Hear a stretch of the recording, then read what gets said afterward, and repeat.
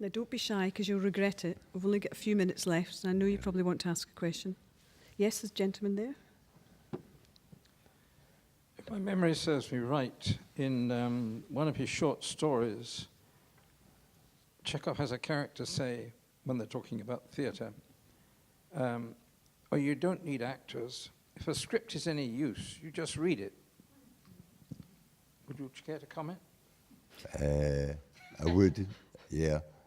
No, you have to act. If it's a script, if it's a short story, you just read it. If it's actors, if it's a stage play, it's fine to read it afterwards, once you've seen it and you enjoy the reading of it.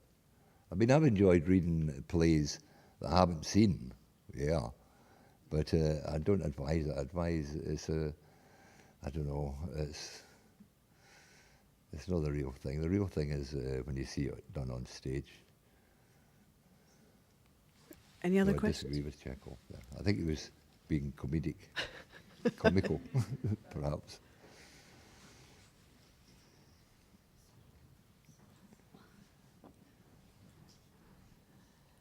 If you imagine someone's writing a who's who and wants to put you in, would you wish to be listed as a playwright or as a painter, or what category would you put first, please? On my passport it says painter playwright. So I'm a hybrid. Wow. Yeah. Hyphenated hybrid. Is it hyphenated? I think it is Yeah. hyphenated. Nice. And alliterative as well? Mm-hmm. Dauber dramatist. Yep. Comic and cartoonist. There's a gentleman at the back. If you don't mind being patient so we can all hear you with the mic, thank you. John, can I ask you, are there any possibilities of you having a major retrospective of your probably extensive artwork? I mean, it's what, 50, 60 years worth of painting? Do you keep any records, or do you know where your material has ended up? No.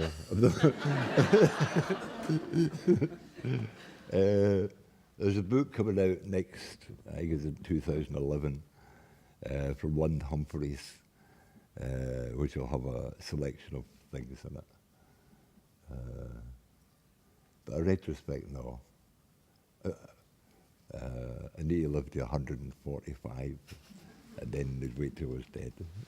Well, how about a new exhibition then? New work? I mean, are you constantly... There's a new exhibition, but it'll be 2011 before there's another show, because I don't have any pictures, unlike lots of painters who have lots of paintings. I have no paintings at all. Nothing at all. I think that's a good fault. Well, also you've been quite busy with the odd Chekhov. That's true, but I mean, you squeeze in a few paintings. Is it something though that you are you constantly painting, totally, drawing? Yeah, constantly painting, drawing, and writing. Yeah. Apart from coming on the stage and talking rubbish, talking nonsense. No, that's what my time is taken up with. Yeah, working.